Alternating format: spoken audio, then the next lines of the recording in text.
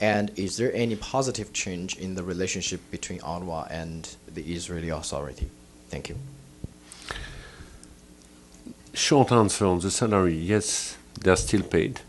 As you know, it's very unsettling in UNRWA because we are constantly on the edge of the cliff of a financial implosion. Basically, we run week by week, month by month. I know that as of today, we will be able to process our salaries in November, but I have no idea or no visibility if we will be able to process our salary in December. This morning, I highlighted the fact that our shortfall between now and the end of the first quarter is $200 million. Previous year, when we reached December, we say, well, we just have to bridge December, and in January we will have the new contribution of the new year. But this contribution at the beginning of the year used to be the U.S. contribution that we don't have. So we will not have the big influx of money at the beginning of January 26, and this is the reason why I'm stressing, highlighting the gap between now and the end of the first quarter, because we know that after the first quarter, many of our traditional donors will start to process their contribution of 2026. But so far, the salaries in Gaza and elsewhere across the region have been processed. You also heard me that we have put in place a number of drastic cost control measures across the agency, which has allowed the agency to, I would say, to save. It's not necessarily to save, but to prevent the spending of an additional 150 million US dollar. The second question was on. Sorry. The challenges with the ceasefire. What is the major challenges and the relationship between UNRWA and Israeli Authority? You know, the main challenges, and this has been my key ask, is we need to safeguard the operational space of the agency in Gaza. That's challenge number one, to acknowledge that the agency is a vital, key partner, an invaluable asset for the international community to help to consolidate the ceasefire and to be part of a successful recovery. I think that common understanding is absolutely key. Then we need obviously to find ways to bring back our supply, either through partners or directly through UNRWA, but at least the supply has to come in. And I would say in an ideal world to bring back the international staff, which is not yet back in Gaza. Now, do I have indication we will go there? No, I don't have any indication for the time being, but this should be the aim of the agency now. Frank. Frank Uziardo, TR2 World. Thank you for doing this press conference. I want to do a little bit of a reality check here. How long have you been doing your job presently? My job? Yes, how long have you been in your position? I had 2 mandates. I'm ending in March, so it will be 6 years. Okay, so going back to the beginning and coming up to the present situation right now, what makes you think that the Israelis are going to hold up their end of the bargain in the ceasefire? What makes you think they're going to really cooperate in the long run here? The first thing is there is no bill which prevents the agency to operate in the occupied Palestinian territory. You have one bill talking about East Jerusalem because it talks about the sovereign territory of the State of Israel, and the State of Israel consider East Jerusalem as being part of the sovereign state. The second bill is to prevent official relation between the UNRWA management and the Israeli authorities. And as a consequence, we have international staff whose visa have not been processed because you cannot have this relation. But it does not prevent our staff in the West Bank to run schools and to run health centers. They are active.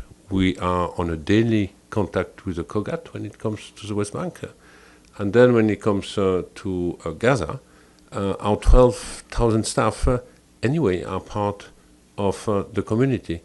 They are nurses, doctors, teachers, and these nurses, doctor, teacher, being with the community, will continue to act as nurses, teachers, engineer, or else. So that's a reality. Even if I am not authorized to cross, even if I cannot send a truck with food, they will continue to provide these services to the population. Based on what you said earlier about you wanted to correct misinformation or disinformation being put out by the Israelis, isn't that kind of an indication that they're not going to cooperate on a lot of other fronts with regards to your agency and access and cooperation down the line? It might be an indication of a lack of cooperation, but first we will see in the coming days, a week, a possible adoption of a resolution of the Security Council. It will need to be operationalized. At a given point, you will also have the opening of the crossing of Rafah. So there can be different ways to address some of the constraints we are confronted with. When we talk about coordination mechanism now to enter, in the future, or at least for some time, you will have the CMCC.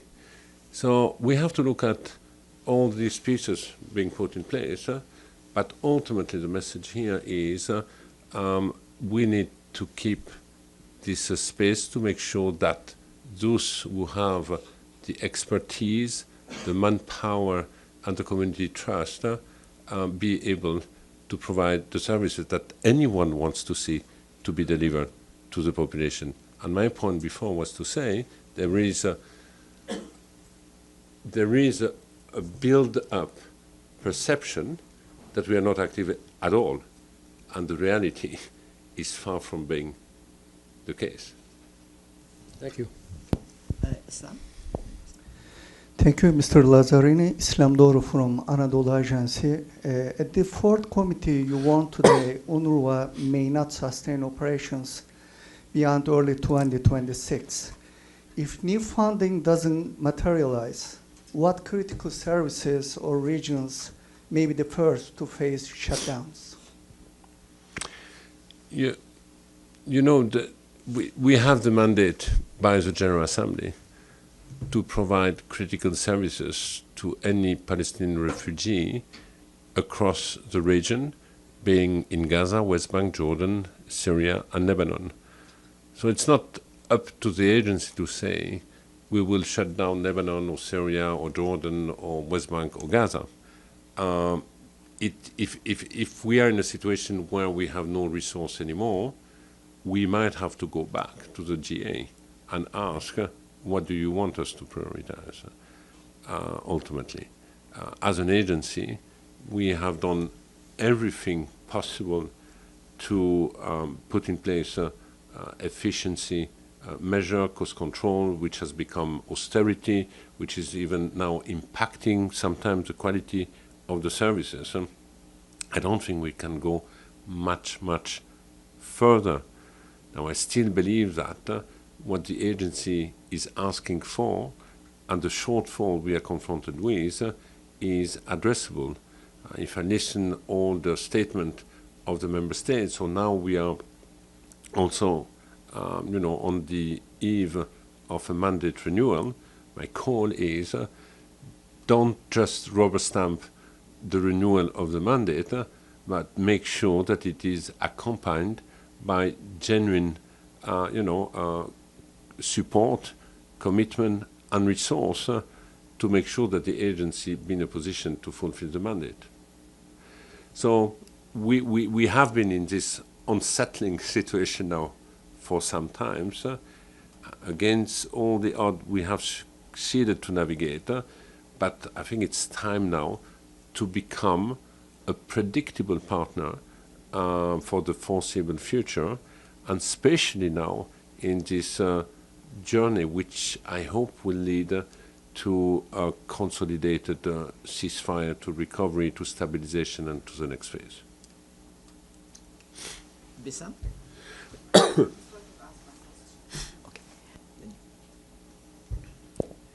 Thank you, Mr. Lazzarini, for all the work you do. I'm Mona with Al-Quds Al-Arabi. My question is regarding children's education. After 3 years of no access to education, children in Gaza are still deprived of the right to education. We already know that UNRWA provided about 300,000 psychosocial sessions and nearly 42,000 learning activities in temporary spaces, but unfortunately the trauma and the hunger persist. So my question is, how is UNRWA planning to integrate psychological recovery and nutrition support in its education response to ensure that children in Gaza are not only returning to classrooms, but they are ready and able to truly learn? And thank you. Yes, thank you. You know, it will take time. It will be a long process. I don't think we can pretend that the children in Gaza are back in a full traditional type of education. As you indicate, they have gone through 2 years of extraordinary duress, trauma, which needs to be addressed. On top of that, we do not really have many schools or functioning schools. So we are just bringing them in type of a temporary environment, learning environment. The first objective is to try to provide them with some, feeling of normality. The teaching, of course, is still modest. We try to keep, literacy and ability to do arithmetic. But going back to the full curriculum will take some more time. As you said, we have the issue also of the trauma, how to address it, and it's not just the children.